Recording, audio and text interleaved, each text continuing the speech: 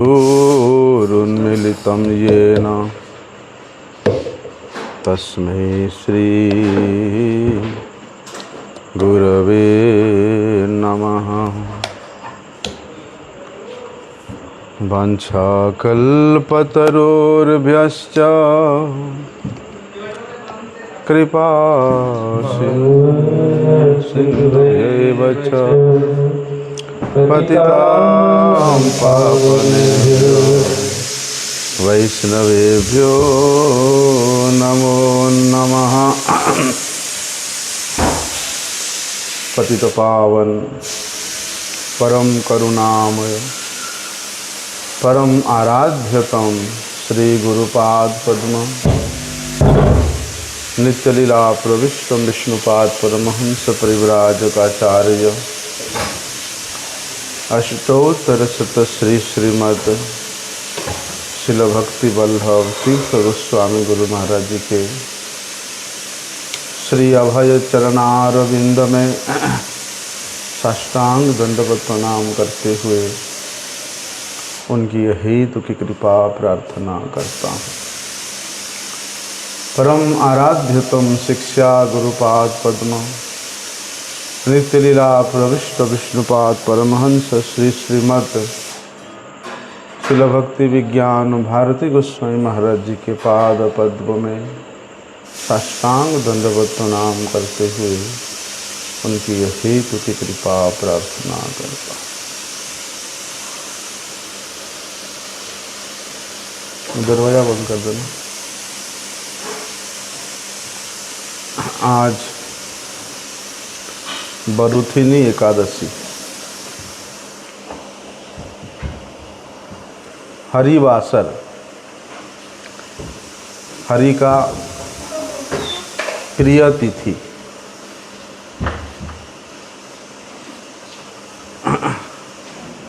इसलिए इसको हरिवल्लभा तिथि भी कहा जाता है। हरि का अत्यंत वल्लभ है, हरि को अत्यंत आनंद देने वाली है। इसलिए हरि को आनंद देने वाली जो क्रिया है वो भक्ति है। आपके जो क्रिया से हरि प्रसन्न होते हैं वो भक्ति क्रिया है। आपको अपनी बुद्धि लगा करके नई नई क्रिया करने की आवश्यकता नहीं है। हमारे गुरुजन पहले से ही वे सब भक्ति के क्रियाओं को हमारे लिए संजो करके रखे हैं। उनमें से एक सर्वश्रेष्ठ क्रिया है एकादशी का पालन करना। इसलिए विशेष है, जो 64 प्रकार के भक्ति के अंग है, उन अंगों में से ये एकादशी व्रत पालन करना एक सर्वश्रेष्ठ अंग है। और जब भगवान का इतना अत्यंत प्रिय वल्लभा तिथि है, हरि प्रिय तिथि है, तो वो स्वाभाविक रूप से ही प्रतिष्ठित है। इसलिए विशेष आग्रह के साथ, निष्ठा के साथ एकादशी व्रत पालन करने का विधान है। व्रत इत्यादि पालन करने में विधि और विधान क्या होता है? नियम, उसको पालन करना पड़ता है। आप नियम से वर्जित होकर के व्रत पालन करोगे तो उसमें व्रत की वैगुण्यता दोष आ जाता है। इसलिए आपका व्रत खंडित हो जाता है। इसलिए व्रत का मतलब है कि विधि को मानना। और जहाँ तक एकादशी पालन करने की बात है, भैया एकादशी तिथि तो पालन करने वाले के सभी प्रकार के अभिष्ट को प्रदान करती ही है, लेकिन ये कृष्ण बल्लभा होने के कारण कृष्ण में मति प्राप्त करने के उद्देश्य से जो लोग एकादशी पालन करते हैं, वो एकादशी भी बड़े प्रसन्न हो जाती है कि मेरे स्वामी के प्रसन्नता के निमित्त ये मेरा आराधना कर रहा है, मेरे व्रत को पालन कर रहा है। इसलिए एकादशी देवी परम प्रफुल्लित होकर के उस पालनकारी को, सामने बैठ बेटा, सामने बैठ। इसलिए चाहे वो शुक्ल पक्ष का एकादशी हो, चाहे वो कृष्ण पक्ष का एकादशी हो, दोनों ही एकादशी को उपवास करना चाहिए। उपवास किस प्रकार से होता है कि सभी प्रकार के भोग विलासिता से निवृत्त होकर के भगवान के समीप वास करना। भगवान के समीप कैसे वास करें? भगवान के नाम का आश्रय लेकर के, भगवान के कथा का आश्रय लेकर के, भगवान के सेवा का आश्रय लेकर के हम लोग मतलब नज़दीक हम लोग वास कर सकते हैं। परम आराध्य श्री गुरु महाराज जी एकादशी तिथि के महात्म्य वर्णन के प्रसंग में वे कहते थे कि भैया वैसे तो एकादशी तिथि का विशेष वैशिष्ट्य है ही, इसलिए एकादशी के दिन में भले ही आप अपने घर में रह करके भजन कर रहे हो, तो दूसरे दिनों की अपेक्षा एकादशी के दिन में किया हुआ भजन साधन बोलते वो दूसरे दिनों से 100 गुना अधिक फल देता है। इसलिए एकादशी को विशेष रूप से व्रत पालन करते हुए व्रती को क्या करना चाहिए? ज़्यादा से ज़्यादा भगवान का नाम कीर्तन करना चाहिए, भगवान की कथा सुनना चाहिए।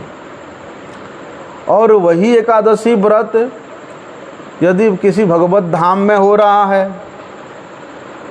चाहे वो वृंदावन हो, मायापुर हो, जगन्नाथपुरी हो, तो वहाँ तो भैया करोड़ों गुना अधिक फल मिलता है। क्यों? धाम का मतलब क्या है? जहाँ भक्त और भगवान का निवास स्थान है ना? भक्त भी रहे और भगवान भी रहे, वो धाम है। केवल भगवान रहने से धाम नहीं होगा। भगवान के साथ उनके भक्त रहे, और विशेष रूप से भगवान अकेले रहते ही नहीं हैं। जहाँ भक्त रहता है भगवान भी वहीं रहते हैं, और भक्त भी जहाँ भगवान वहीं भक्त है। इसलिए ऐसे शुद्ध भक्तों के द्वारा सेवित जो ठाकुर है, कहाँ सेवित होते हैं? मंदिर में, मठ मंदिर में। इसलिए वे मठ मंदिर भी धाम स्वरूप है। गुरुजी कहते थे, जिस दिन हमारा कोलकाता मठ में ज़्यादा भीड़ इकट्ठा हो जाएगा, हैं, तो समझ लेना कि उस दिन एकादशी है। क्यों? लोग पूरे 15 दिन के जो लाभ है वो एक दिन आकर के उसका फ़ायदा उठाना चाहते हैं। अब 15 दिन मठ में कौन जाएगा, इतना दूर दूर में है। अब एकादशी के दिन में मठ में जाने से महात्मा लोगों का दर्शन भी हो जाता है, महात्मा लोगों के मुख से भगवत कथा सुनने को भी मिल जाता है और अनुकल्प भी हो जाता है, हैं? और उसका फल भी विशेष है।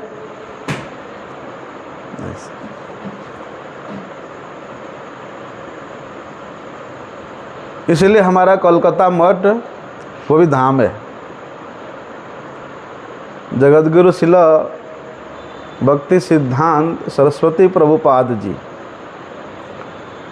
बाग बाजार मठ कोलकाता में है और प्राय वो वहीं रहे अधिकांश समय। कहते थे कि हम ये कली का जो घर है कलकत्ता में नहीं है,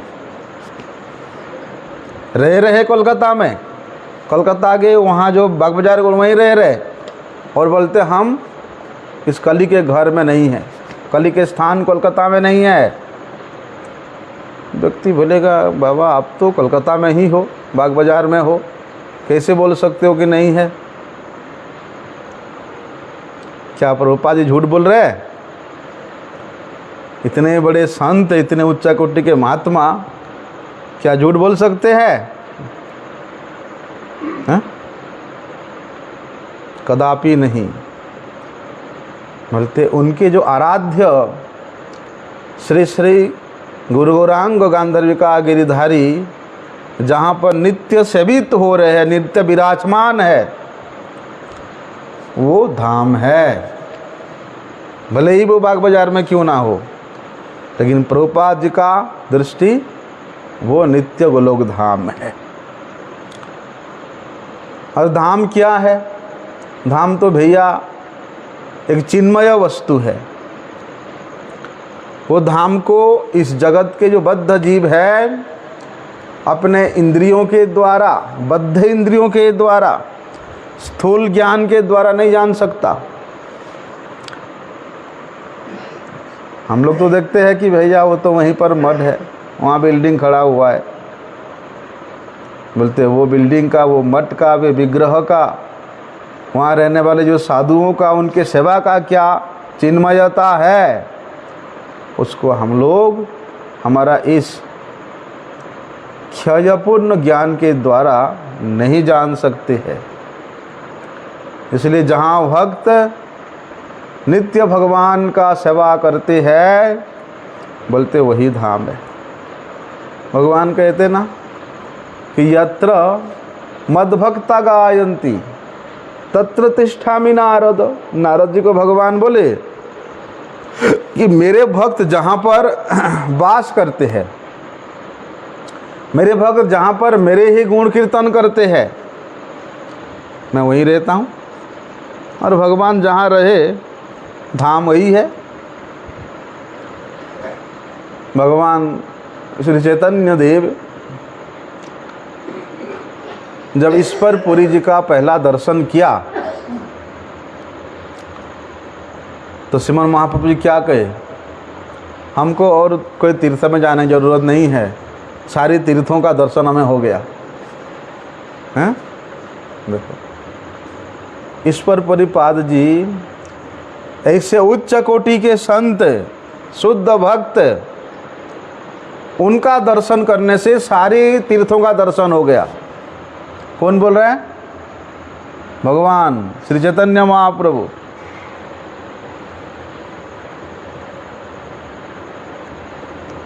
भक्तों का वास्तविक दर्शन करने से जो वास्तविक लाभ होता है वो तीर्थ पद, सारे तीर्थ जिनके चरणों में आश्रय करके रहते हैं, उन भगवान का दर्शन हो जाता है, उन भगवान के महिमा श्रवण हो जाता है।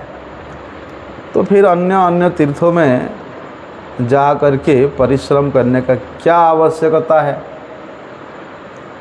सर्वसिद्धि गोविंद चरण। जब भगवान गोविंद के चरणों में ही सारी सिद्धियां हैं, सारी तीर्थ है, तो फिर इधर उधर क्यों भटके? इसलिए सभी भक्त लोग क्या करते हैं, प्राय कम से कम 15 दिन में एक बार तो गृह में, गुरु के गृह में जाना चाहिए, मठ मंदिर में जाना चाहिए। 15 दिन का लाभ एक दिन में उठाना चाहिए। क्या हुआ, सिर दर्द हो रहा है तो ठीक से बैठो। ये क्या है, ऐसे बैठने का तरीका होता है ये? हाँ? ना सिर का वजन इतना हो गया कि हाथ में उठाना पड़ रहा है। हाँ? अब तो यहाँ रह ले 1 महीना, हम तुमको अदा करके भेज देगा, ठीक है? हाँ। अभी क्या होता है, गुरुजी प्राय कहते थे कि भैया जो चीज़ कम समय में, कम ऊर्जा में और अधिक लाभ मिलता है, उसके लिए आप इतना परिश्रम क्यों करो, हैं? इसलिए एकादशी के दिन में जाओ, संतों से कथा सुनो, हैं? महाप्रसाद मतलब अनुकल्प करो, निर्जला करना निर्जला करो। जो भी आज कौन सा एकादशी है, बरुथिनी एकादशी। इस बरुथिनी एकादशी के महात्म्य बतलाते हुए ऐसा वर्णन है एकादशी महात्म्य में कि युधिष्ठिर महाराज जी ने भगवान श्री कृष्ण से पूछते हैं कि भगवान, ये वैशाख मास के कृष्ण पक्ष में जो एकादशी आती है, उस एकादशी का क्या महात्म्य है, आप कृपा करके बताइए। तो भगवान श्री कृष्ण कहते हैं, युधिष्ठिर महाराज, ये वैशाख मास के कृष्ण पक्ष की एकादशी का नाम है बरुथिनी एकादशी। और जो भक्तगण ये एकादशी व्रत पालन करते हैं, बोलते हैं वो बड़े सौभाग्यशाली है। क्यों सौभाग्यशाली है? कि उनको मेरे परम धाम की प्राप्ति होती है। बताओ, एक एकादशी यदि आप निष्ठा के साथ पालन कर रहे हैं तो उसी से आपको भगवत धाम की प्राप्ति हो रही है। और ये बात कौन कह रहे हैं? स्वयं भगवान श्री कृष्ण कह रहे हैं। यहाँ तक बताया कि जो बड़ा ही दुर्भाग्यशाली व्यक्ति है, चाहे वो स्त्री हो, चाहे वो बच्चे हो, चाहे कोई भी हो, रे मक्खी का बच्चा,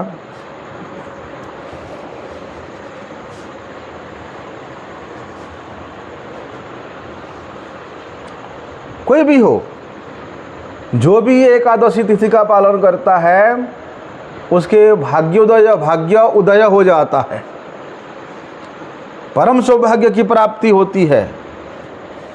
साथ ही साथ उसके सभी प्रकार के पाप भी नष्ट हो जाते। इसलिए यही एकादशी व्रत का पालन करके महाराज मानधाता का नाम सुना होगा आप लोगों ने। उन्होंने स्वर्ग की प्राप्ति किया था। महाराज धुंधुमार, अन्य बहुत से राजाओं ने ये एकादशी पालन करके मोक्ष प्राप्त किया था। और बोलते हैं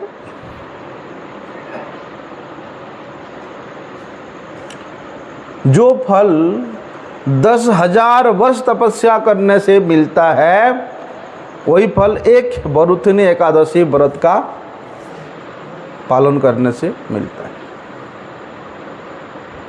तो बड़े सहज रूप से प्राप्त हो जाता है, बोलते हैं। ऐसा महिमा है।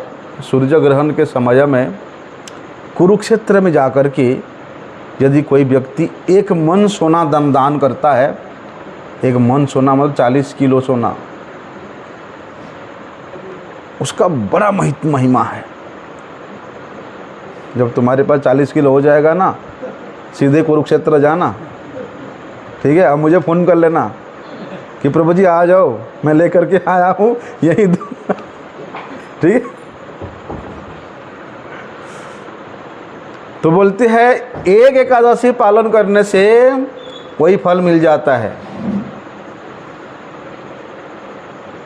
अब 40 किलो सोना इकट्ठा करते करते कितना जन्म बीत जाएगा। फिर अपेक्षा करना पड़ेगा कि कब जो है सूर्य ग्रहण होगा, हैं। फिर 40 किलो वहाँ के लेके जाओगे तो रास्ते में लूट हो जाएगा, पता नहीं क्या हो जाएगा, होगा कि नहीं होगा। उससे अच्छा है कि भैया एकादशी पालन। और दान भी जो है ना, अनेक प्रकार का दान है। दान का भी अनेक क्रम निर्धारण किया हुआ है। जैसे कि कोई व्यक्ति घोड़े दान करता है, घोड़ा दान से श्रेष्ठ है हाथी दान करना। हाथी दान से श्रेष्ठ है भूमि दान करना, और भूमि दान से भी श्रेष्ठ है तिल दान करना। तिल का लड्डू दान करो। और तिल दान करने से भी श्रेष्ठ है सोना दान करना। स्वर्ण दान से श्रेष्ठ है अन्नदान, और अन्नदान से भी श्रेष्ठ है कुछ है। क्योंकि हमारे पूर्वज जो है ना, उनको अन्न दान करोगे ना, वो बड़े संतुष्ट हो जाते हैं। जैसे श्राद्ध होता है, श्राद्ध में अन्न दिया जाता कि नहीं उनको, क्योंकि उस पितर लोक में उनको अन्न मिलता नहीं है। और उस पितर लोक का, उस स्वर्ग का जो है एक दिन हमारे यहाँ एक वर्ष हो जाता है। इसलिए जब पितृपक्ष आता है, हमारे यहाँ तो 1 साल लगता है, लेकिन वहाँ का 1 दिन है। यदि हम यहाँ 1 साल में पितृपक्ष में एक बार अन्नदान करते हैं तो उनको वहाँ प्रत्येक दिन मिल जाता है, बड़े खुश होते हैं। किंतु अन्नदान से भी उत्तम दान है कन्यादान। गौदान भी अन्नदान के समान ही माना गया है, किंतु जो व्यक्ति कन्यादान करता है वो सबसे श्रेष्ठ दान बताया। लेकिन ऐसे नहीं कि कन्यादान करना कि भैया मेरे पुत्री को तो मैंने दान करूँगा, विवाह करूँगा, लेकिन ऐसे परिवार में करूँगा जो बाद में मेरे काम में आए, मुझे भी वहाँ से कुछ लाभ मिले। कुछ लोग अपने कन्या को बेच करके पैसे कमाते हैं, घृणित कार्य करते हैं। इस प्रकार करने वाला जो व्यक्ति है, घृणित कार्य करते अपने कन्या को लगा करके, बोलते हैं जब तक ये संपूर्ण ब्रह्मांड जलमग्न होगा तब तक उस व्यक्ति नरक का यंत्रणा भोग करेगा और अगले जन्म में बिल्ली जोनी को प्राप्त करेगा। इस प्रकार शास्त्र में जो है 21 प्रकार के कार्यों का निषेध किया गया है। लेकिन गुरुजी कहते हैं कि हम लोग तो भैया भगवान श्री चैतन्य महाप्रभु के अनुगत जन हैं, इसलिए भक्त लोग किसी भौतिक इच्छा, भौतिक लाभ का आशा रख करके एकादशी पालन नहीं करते हैं। केवल मात्र भगवान के प्रसन्नता के निमित्त वे एकादशी पालन करते हैं और करना चाहिए। अभी कोई व्यक्ति अहंकारवश को दान करता है और विचार करता है कि ये वस्तु मेरा है, इस वस्तु का स्वामी मैं हूँ और मैं इसको दान दे रहा हूँ। जब इस प्रकार का विचार करता है तो वो दान बिल्कुल गलत है। स्वामी अभिमान का विचार लेकर के यदि आप दान कर रहे हो तो बिल्कुल वो गलत है। शास्त्र क्या कहता है? योगा योगास्त्रयो मया प्रोक्ता नृणाम श्रेय विवित्सया ज्ञानम कर्म च भक्तिश्च नोपायो अन्यो अस्ति कुत्रचित। श्रीमद् भागवत में स्वयं भगवान उद्धव जी से कह रहे हैं, उद्धव मेरे तो भैया इससे इच्छा है कि ये जीव जो है परिपूर्णतम वस्तु को प्राप्त करे, परम शांति को प्राप्त करे जितना भी जीव है, और उस पूर्ण वस्तु को प्राप्त करने का 3 उपाय है। क्या? ज्ञानम कर्मम च भक्तिश्च, मतलब कर्म योग, ज्ञान योग और भक्ति योग। नोपायो अन्यस्ति कुत्रचित, ये तीनों उपाय को छोड़ करके दूसरा कोई उपाय नहीं है उस परिपूर्णतम वस्तु को प्राप्त करने के लिए। इसलिए क्या बताया है कि निर्विन्नानाम ज्ञान योगो नाशिनाम इह कर्मसो तेषु निर्विन्न चित्तानाम कर्मयोगिस्तु कर्मिणाम। क्या बताया है भाई? जो लोग ज्ञान योगी है, ज्ञान योग प्राप्त करने वाले व्यक्ति है, उनको उस प्रकार का योग्यता होना चाहिए। जो कर्म योगी है उसका भी उस प्रकार का योग्यता होना चाहिए। और भागवत में बताया है क्या योग्यता है कि निर्विन्नानम ज्ञान योगो, जिस व्यक्ति ये संसार के आसक्तियों से रहित है, अर्थात जो संन्यास ले लिया है, वैराग्य भाव को प्राप्त हो गया है, संसार के किसी प्रकार के पद पदवी के प्रति उसका कोई स्पृहा नहीं है, संसार के भोग विलास के प्रति कोई स्पृहा नहीं है, ना ये संसार में कोई लीडर बनना चाहता है, न कुछ नहीं बनना चाहता। सीधे सीधे बात है, ये संसार के जो नश्वर वस्तु है उसके प्रति उसका कोई भी आसक्ति नहीं रहा।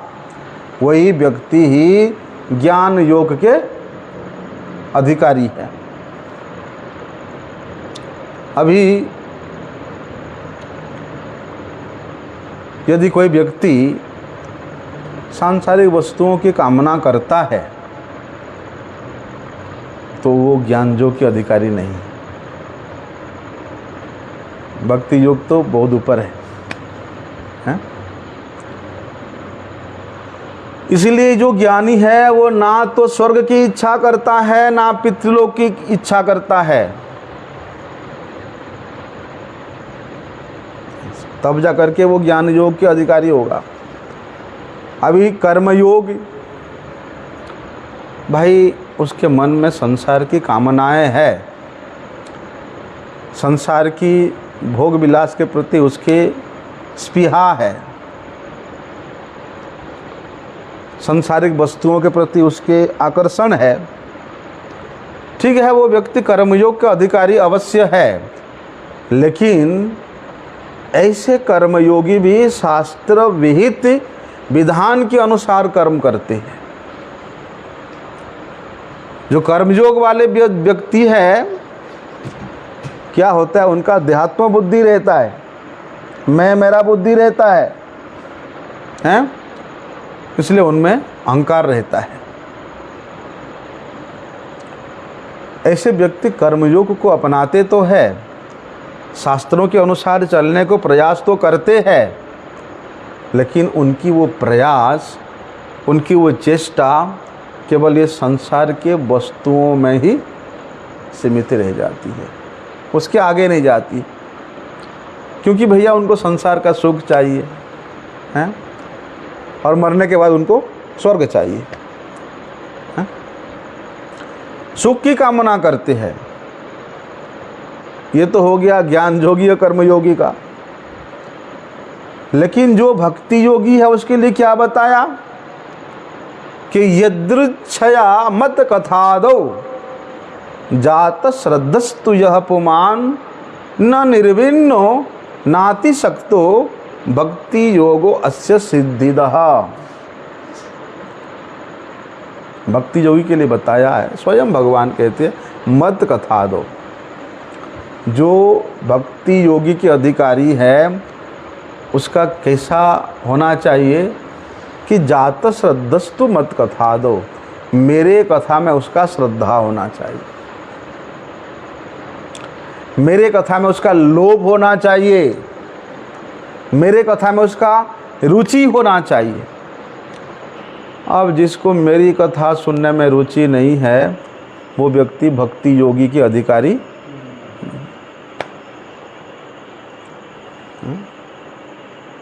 गुरु जी कहते हैं कि तब हम लोग मठ में नए नए आए थे। गुरु जी स्वयं इस बात को बोल रहे हैं कि तब हम नए नए मठ में आए थे तो एक मठ का महात्मा ने कृपा करके किसी एक व्यक्ति को मठ में स्थान दिया।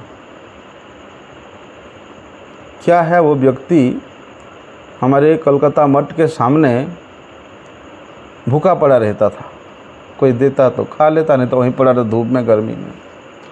तो मठ के किसी महात्मा को दया आया, उसने बोला भाई मठे थाकबी हैं थाकबो की करते हो खावार मिलबे तो हैं खावार मिलबे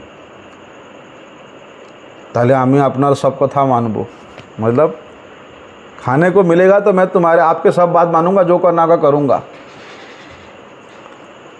अभी रोज़ मठ में हरि कथा होता है, आरती होता है।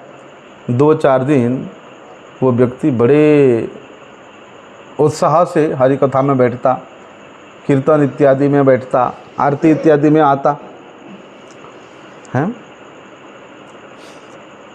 लेकिन जैसे ही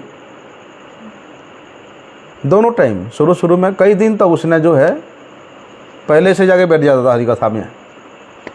धीरे धीरे उस व्यक्ति में हरि कथा में आना बंद कर दिया। लेकिन जैसे ही प्रसाद का घंटी बजता सबसे पहले थाली उठा करके जाके बैठ जाएगा। तो उस महात्मा ने पूछा, अरे हमने तुमको बोला कि दोनों टाइम हरि कथा में बैठना है, तुम क्यों नहीं आता है?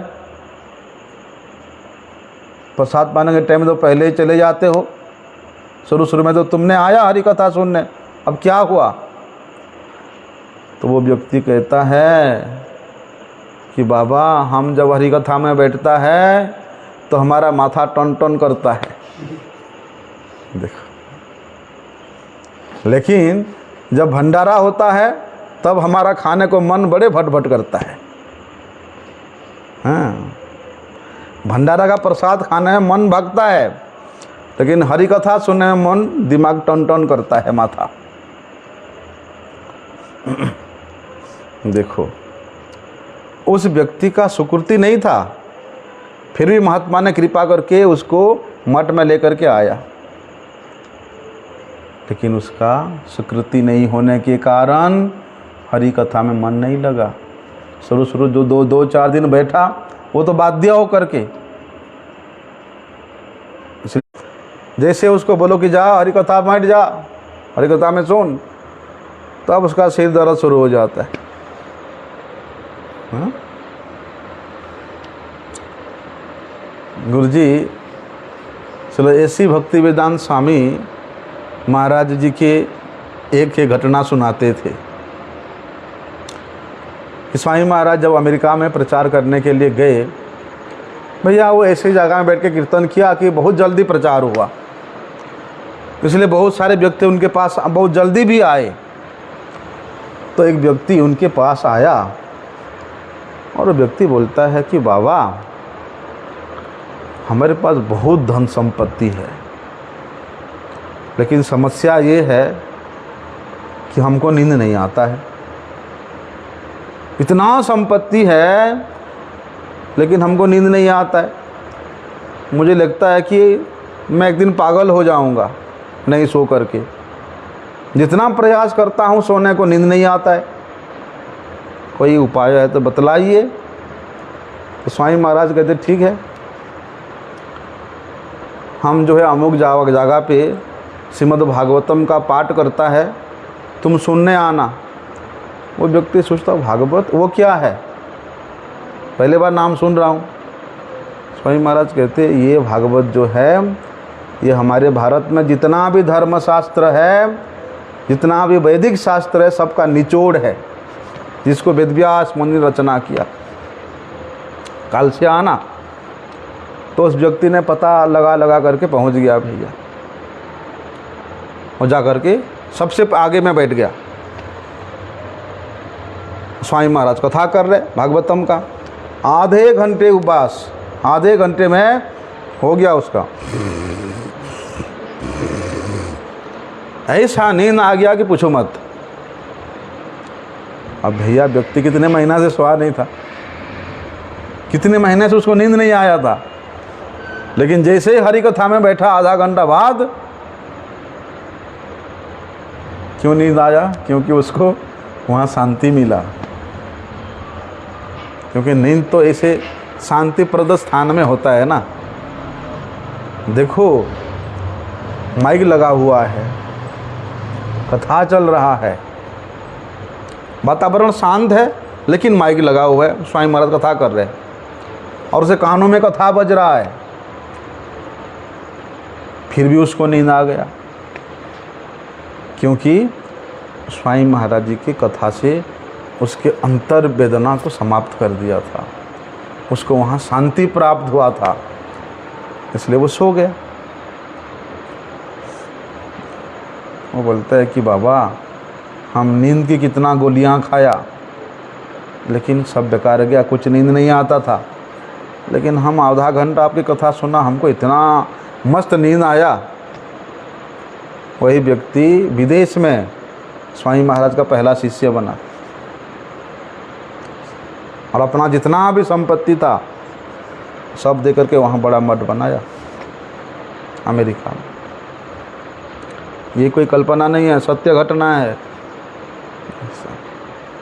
देखो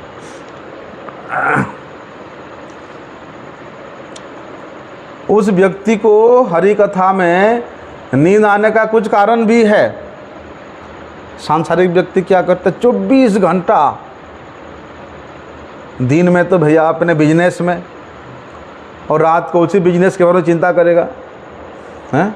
उसको ये देना, उसको वो लेना, उसे ये करना, वो करना, पर 24 घंटा वो इसी क्रिया में लगा रहता है।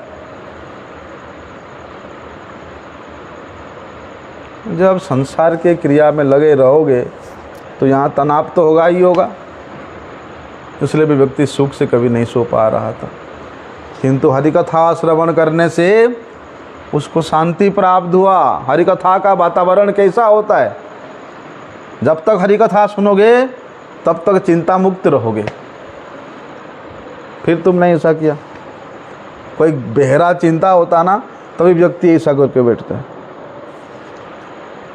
अब बता मुझे क्या चिंता है तेरा, बता। नींद नहीं आता है? आता है ना, फिर तो ठीक है, बता देना और कुछ है तो।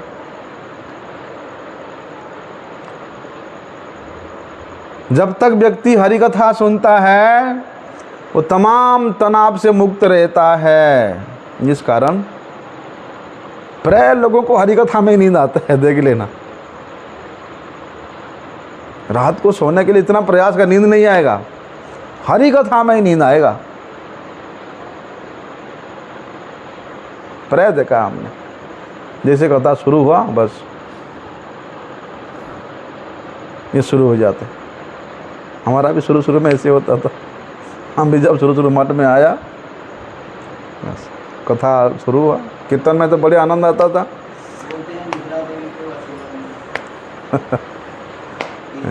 ऐसे ऐसे शुरू हो जाता था।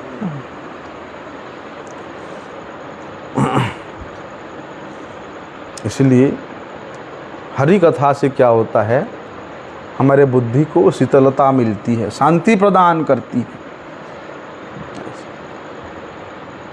इसलिए गुरु जी कहते थे, भैया ये जो हमारा श्री चैतन्य गौड़िया मठ है, ये कोई कर्मकांड का स्थान नहीं है। तो फिर उसी चैतन्य गौड़िया मठ से जो प्रिंट हुआ एकादशी महात्म्य, उसमें तो कर्मकांड का फल बताया है, हैं? गुरु जी कहते कि हम जितना भी जीव है सब भगवान के सामने एक छोटे से बालक है, छोटे से शिशु के भांति है। जैसे कोई छोटा सा बच्चा शिशु बीमार हो जाता है,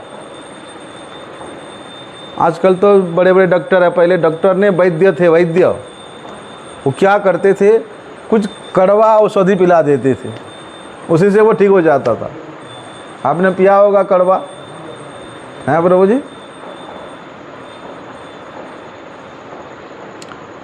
अब पहले बार तो बच्चा कड़वा लेकर के, उसको पता नहीं था, थूक देता है। अब दूसरी बार जब वैद्य के पास लिया जाता है, वो बोलता है कि हम नहीं खाएगा इतना कड़वा दवाई, नहीं खाएगा, रोए, नहीं खाएगा, नहीं खाएगा। और उसके माता पिता बोले कि वैद्य जी कुछ तो करिए, ये आपकी दवाई जब तक नहीं खाएगा तब तक ये ठीक नहीं होगा, क्या उपाय है? तो वैद्य पूछता है कि बच्चा को क्या अच्छा लगता है? तो उसका बाप बोलते हैं रसगुल्ला बड़े प्यार से खाता है, जाओ रसगुल्ला लेकर के आओ। अब बच्चे को रसगुल्ला दिखाया, बच्चे बोलते दो दो, नहीं पहले तुमको ये औषधि खाना पड़ेगा, कड़वा औषधि खाना पड़ेगा, उसके बाद तुमको ये रसगुल्ला मिलेगा।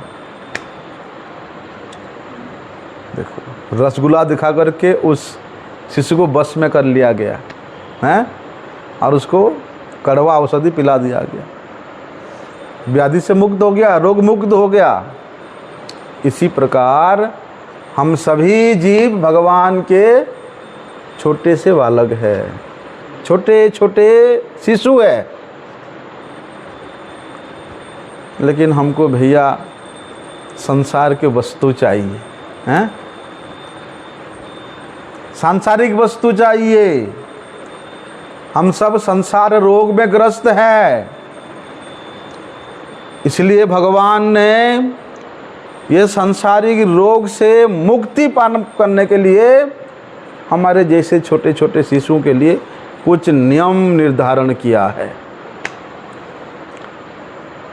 उस नियम का पालन नहीं करेंगे तो ये रोग से, संसार रोग से मुक्ति नहीं मिलने वाला है। जैसे एकादशी तिथि में, एकादशी में तो भैया बहुत से नियम है, ये नहीं खाना, वो नहीं खाना, ये नहीं बोलना, वो नहीं बोलना, ऐसा नहीं सोना, वैसा नहीं सोना, कितना नियम है, हैं? गेहूँ से बना हुआ चीज़ नहीं खाना, चावल से बना हुआ चीज़ नहीं खाना, दाल से बना हुआ चीज़ नहीं खाना, हरी सब्जी नहीं खाना, हरी मटर नहीं खाना, सरसों तिल का तेल नहीं खाना, कितना नियम है कि नहीं?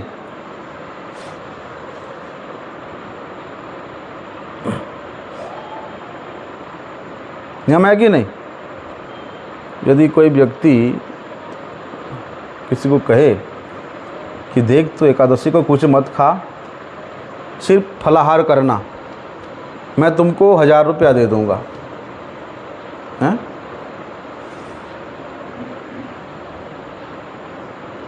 दूसरा कोई व्यक्ति बोलता है अरे तुम एकादशी को बिल्कुल निर्जला रहना, पानी भी नहीं पीना, मैं तुमको 2 लाख रुपया देगा। वो व्यक्ति सोचता है हम तो कभी निर्जला रहा नहीं, अगर एक दिन निर्जला रहता हम मर जाएगा, कोई बात नहीं, मरेगा तो मरेगा, 2 लाख तो मिलेगा, हमारे घर वालों को तो कुछ लाभ हो जाएगा, हैं? भले ही एकादशी के दिन सुबह सुबह जाकर डॉक्टर के पास कुछ जो है इंजेक्शन ले लेंगे तो पूरे दिन भूख लगेगा ना, इंजेक्शन से खाएंगे नहीं कुछ, मर भी गए तो क्या हुआ, 2 लाख तो मिलेगा, हमारे घर वाले तो 2 लाख लेकर के कुछ उनका व्यवस्था हो जाएगा। देखो ऐसा व्रत होगा, हैं? अभी बताया है कि भैया एकादशी करने से तुमको धन की प्राप्ति होगा, सुख की प्राप्ति होगा, स्त्री की प्राप्ति होगा, घर की प्राप्ति होगा, रोग की मुक्ति होगा, क्लेश की नाश होगा, हैं? लोभ तो दिखाया है। तो उस लोभ से लालायित होकर के भले ही जीव एकादशी कर ले, एकादशी करे उसका कल्याण हो जाएगा।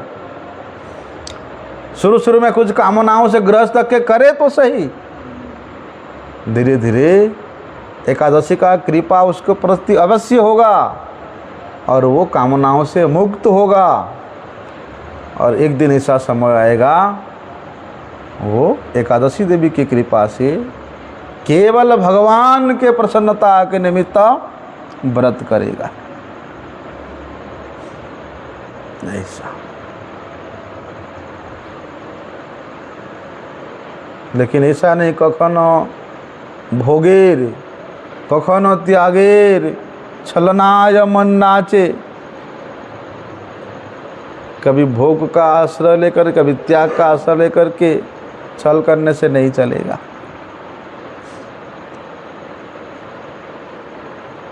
इसलिए भोग भी अच्छा नहीं है, त्याग भी अच्छा नहीं है, भोगता भी नहीं है हम की त्यागता भी नहीं है। इसलिए भोग करने का अधिकार नहीं है हमारा,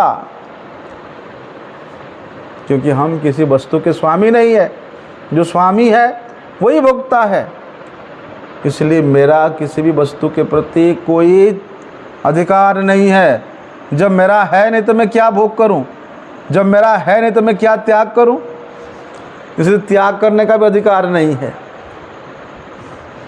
गुरु जी कहते थे जब किसी कन्या का विवाह हो जाता है और वो कन्या जब अपने पति के घर में प्रवेश करती है तो वे अपने पति का हो जाती है, अपने स्वामी का हो जाती है।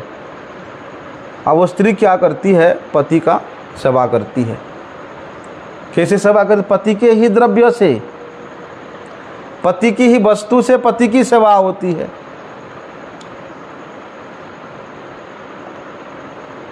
पति कमा के ला रहे हैं ना। अब वही स्त्री यदि बोले बड़ा प्यारा सा थाली में दाल चावल रायता पूरी खीरी एकदम बढ़िया पकवान थाली में सजा करके अपने स्वामी के पास लेकर के बोले स्वामी मैं आपको ये दान कर रहा हूँ, अब कैसा लग रहा है? ये तो उसकी मूर्खता है। पति का ही तो सब कुछ सामान है, पति के द्रव्य से ही तो बनाया है और बोल रहे पति को दान कर रहा हूं। क्या ये वास्तविक दान कहलाएगा? उसको तो मूर्खता कहा जा सकता है। किंतु वही स्त्री वही पति के द्रव्य का उपयोग करके यदि पति की प्रेम पूर्वक सेवा करे तो पति को अपने आयत्त में कर सकता है, अपने मुट्ठी में कर सकता है। इस प्रकार करने से क्या होता, वो घर का मुखिया, घर का जो मुखिया है बड़े प्रसन्न हो जाएगा, उसके स्त्री के सेवा के वशीभूत हो जाएगा। इस प्रकार सेवा कैसी होना चाहिए? निष्काम होनी चाहिए।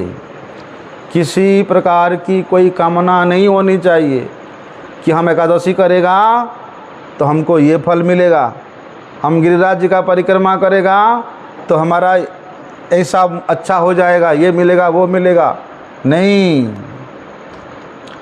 जब तक हमारे मन में भोग करने की प्रवृत्ति रहेगी, कुछ फल प्राप्त करने की प्रवृत्ति रहेगी, तब तक वो भक्ति का क्रिया भी भक्ति नहीं है, कर्म है, कर्म है, वो भक्ति नहीं हो सकती। और बोलते हैं जब तक त्याग की प्रवृत्ति भी रहेगी तब तक वो भक्ति नहीं हो सकती है। ये कैसी बात है? चलो भोग करने का प्रवृत्ति तो नहीं हो सकती, अब त्याग करने का प्रवृत्ति भी भक्ति नहीं है, कैसा? तो गुरुजी अपने बचपन की एक बात सुनाते थे।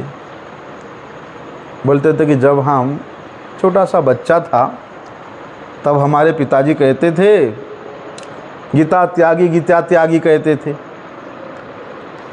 तो गुरुजी उस समय समझते थे गीता का मतलब है त्याग। बोलते जब हम मठ में आया और मठ में हमारे गुरुजी के ज्येष्ठ गुरु भ्राता अर्थात श्रील परम गुरुदेव के ज्येष्ठ गुरु भ्राता श्रील भक्ति रक्षक श्रीधर गोस्वामी महाराज, उन्होंने हमारे कलकत्ता मठ में भाषण दिया। और वो भाषण में उन्होंने क्या कहा? बोलते भोग को त्यागना तो पड़ेगा ही, त्याग को भी त्यागना पड़ेगा। अब गुरुजी बोलते हैं भोग को तो त्यागा जा सकता, त्याग को कैसे त्यागना? गुरुजी बड़े आश्चर्य में पड़ गए। बोलते हम बड़े आश्चर्य में पड़ गया, ऐसा सिद्धांत तो हमने पहले कभी नहीं सुना। भोग का त्याग तो सुना था, लेकिन त्याग को भी त्यागना, इसका क्या अर्थ है? तब गुरुजी कहते कि हम बाद में हरि कथा के बाद में श्रील भक्ति रक्षक श्रीधर गोस्वामी महाराज की कक्षा में उनके कमरे में गया और उनसे पूछा कि महाराज जी, आपने हरि कथा में जो बतलाया त्याग को भी त्यागना, हमको समझ में नहीं आया, क्या अर्थ है? तो महाराज जी कहते हैं क्या तुम भोक्ता हो? क्या तुम्हारा भोग करने का कुछ अधिकार है? भगवान क्या कहते हैं कि हम भी सर्वयज्ञानाम भोक्तार च प्रभुरेव च। भगवान कह रहे हैं कि मैं ही तमाम संसार का एकमात्र भोक्ता हूँ। तुम तो तुम्हारे जो देह है उसके प्रति भी तुम्हारा कोई अधिकार नहीं। हम बोलते ना शरीर मेरा है, मेरा है, मेरा है। बोलते शरीर के प्रति भी हमारा कोई अधिकार नहीं है। भगवान की जो अपराशक्ति है उसके अधीन है। तुम्हारा ये जो सूक्ष्म देह है उस पर भी तुम्हारा अधिकार नहीं है, वो भी भगवान की अपराशक्ति के अधीन है। और ये जो तुम आत्मा हो, वो आत्मा भी भगवान की पराशक्ति का अधीन है। वे भगवान ही हमारा एकमात्र स्वामी है, वे भगवान ही हमारा एकमात्र भोक्ता है, वे भगवान ही एकमात्र हमारा पालक है। क्या तुम यही सोचते हो कि तुम्हारे देह पर तुम्हारे अधिकार है? किसी वस्तु पर तुम्हारे अधिकार है? तो फिर तुम कैसे किसी को कुछ दान कर रहे हो? इस प्रकार का दान होता है क्या? जब तुम्हारा वस्तु नहीं है तो तुम किसको दान करोगे? लेकिन सेवा कर सकते हो, अवश्य सेवा कर सकते हो। जिस प्रकार एक स्त्री पति के ही द्रव्य से पति का सेवा करके पति को अपने वशीभूत कर लेती है, उसी प्रकार अनंत विश्व ब्रह्मांड में जितना भी द्रव्य है सब किसका है? भगवान का है। इसलिए भगवान के द्रव्यों में, भगवान के वस्तुओं में भगवान की सेवा करना ही भक्ति है। गुरु जी कहते हैं कि साधु भी कभी कभी मजाक करता है। एक बार एक धनी व्यक्ति बाग बाजार गौड़िया मठ में आया और आ करके वो मठवासियों का बड़े प्रशंसा किया। कहा कि आप लोग तो बड़े वैराग्यवान हो, बड़े वैरागी हो आप लोग। वो कैसे? कि आप लोग जो है सब कुछ छोड़ दिया, मांस छोड़ दिया, मांस छोड़ दिया, अंडा छोड़ दिया, प्याज लहसुन छोड़ दिया, कोई नशा भी नहीं कर, सब छोड़ दिया आप लोगों ने।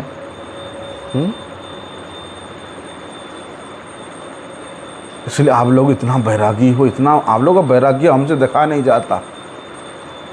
तो उसी मठ के एक सन्यासी कहा, आप झूठ बोल रहे हो, आप तो हमसे भी बड़े बैरागी हो। और व्यक्ति कहा, नहीं नहीं, आप मेरे बारे में जानते नहीं है मैं क्या क्या करता हूँ, जितने प्रकार का नशा है मैं सब नशा करता हूँ, जितने भी घृणित वस्तुएं सब मैं खाता हूँ। मेरे बारे में ऐसा कहना ठीक नहीं, आप लोग बड़े त्यागी हो। तो सन्यासी जी कहते हैं नहीं नहीं, बड़ा त्यागी तो आप हो, बड़ा वैरागी आप। गंदी द्रव्य को त्याग किया हैं, सन्यासी कह रहे हमने तो केवल ये गंदी द्रव्य को, जो अखाद्य वस्तु है उसको त्याग किया, लेकिन तुमने सबसे बड़ा वस्तु है भगवान, उसको त्याग दिया। बताओ, तुमने बड़ा त्याग किया ना, इसलिए सबसे बड़ा त्यागी तुम हो। बड़ा त्याग किया तो बड़ा त्यागी है?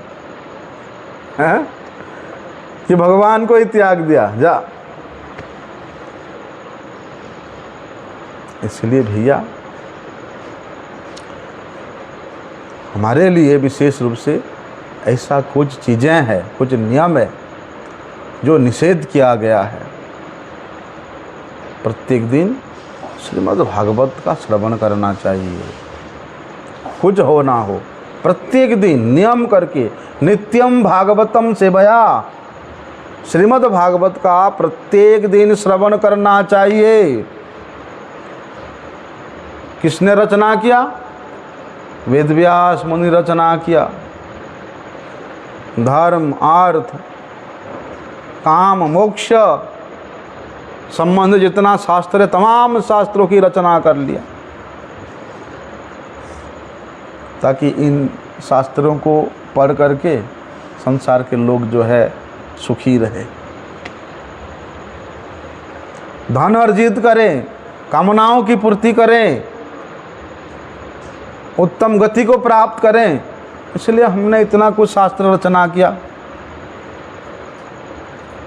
अभी जो व्यक्ति संसार के लोगों के हितार्थ इतना कुछ रचना किया, उनके खुद के हृदय में शांति नहीं है, हैं? तब वेद व्यास जी बद्रीनाथ चले गए और वहाँ जाकर के अपने गुरु नारद मुनि का ध्यान किया।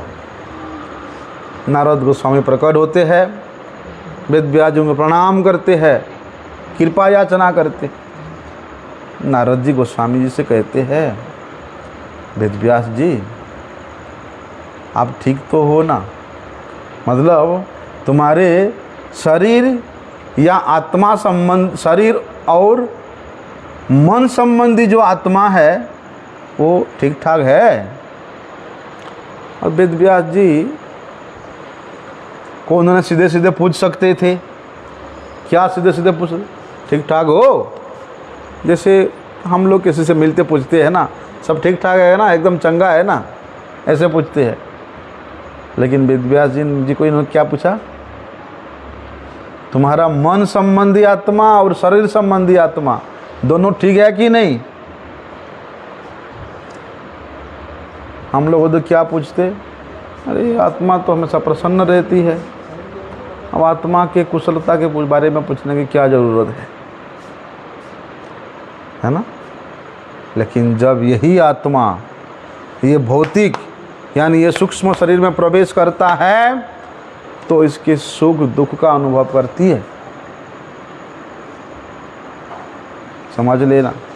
वेद व्यास जी उत्तर दिए, गुरुदेव आप तो सब जानते हैं, आप तो सर्वज्ञ है कि हमने जीवों के मंगल के लिए इतना कुछ शास्त्र की रचना किया। धन प्राप्ति के लिए अर्थशास्त्र, अन्य लोक प्राप्ति के लिए धर्मशास्त्र, कामना प्राप्ति के लिए काम शास्त्र, लेकिन फिर भी मुझे शांति नहीं मिली। तब क्या बताए अपने शिष्य को नारद जी? नारद जी वहाँ अपने शिष्य को बताते हैं कि जुगुप्सितम धर्मम कृते अनुशासितः स्वभाव रक्तस्य महान व्यतिक्रमः यद्वाक्यतो धर्म इति तरह स्थितो न मन्यते तस्य निवारणम जनः। वहाँ पर नारद गोस्वामी जी क्या कहा कि वेद व्यास जी, तुमने अगर ऐसा काम किया है तो ये सबसे घृणित काम किया है।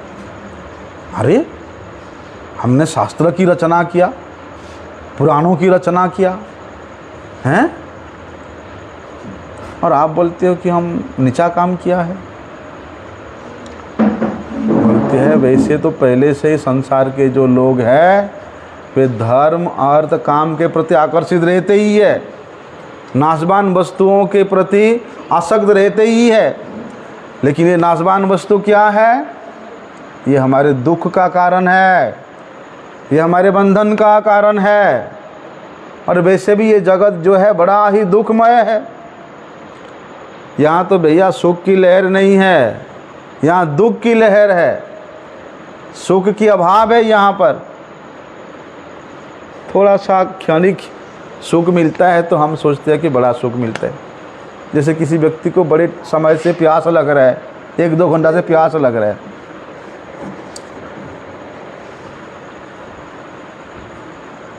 तो उसको थोड़ा पानी मिल गया तो बड़े सुख मिल गया हैं। 2-4 दिन से बुखार पड़ा हुआ है, दवाई मिल गया तो स्वस्थ हो गया, बोलते अब तो हम बड़े सुखी हैं। भूख लगी थी, थोड़ा खाना मिल गया तो सुखी हो गया। ठंड लग रही है, थोड़ा सा गर्म हीटर मिल गया तो सुखी होगा। मतलब क्षणिक दुख का निवारण और क्षणिक सुख का अनुभव। अब भैया 2 महीना 1 महीना ठंडा पड़ता ही है यहाँ विशेष रूप से। अब 1 महीना व्यक्ति सोचते हैं अरे ठंडा में एकदम मरे जा रहे भैया, पूछो मत। अभी आ रहे गर्मी, अरे गर्मी इतना है कि पूछो मत, जी रहे किसी प्रकार से। तो ये 1 महीना के दुख को सोचता कितना बड़ा दुख है। अगर एसी मिल जाए, एसी रूम, हाँ बड़ा सुख है ना। तो ये क्षणिक दुख को दुख और एक क्षणिक सुख को सुख मानता है, किंतु वास्तव सुख का सत्ता क्या है उसको पता नहीं है। सुखमय सत्ता, सुखमय वस्तु एकमात्र भगवान है, रसो वैसह है। इसलिए मत्तः परतरम नान्यत् किंचित अस्ति, बोलते हमसे श्रेष्ठ, हमसे आनंदमय वस्तु, हमसे रसमय वस्तु और कोई श्रेष्ठ नहीं है।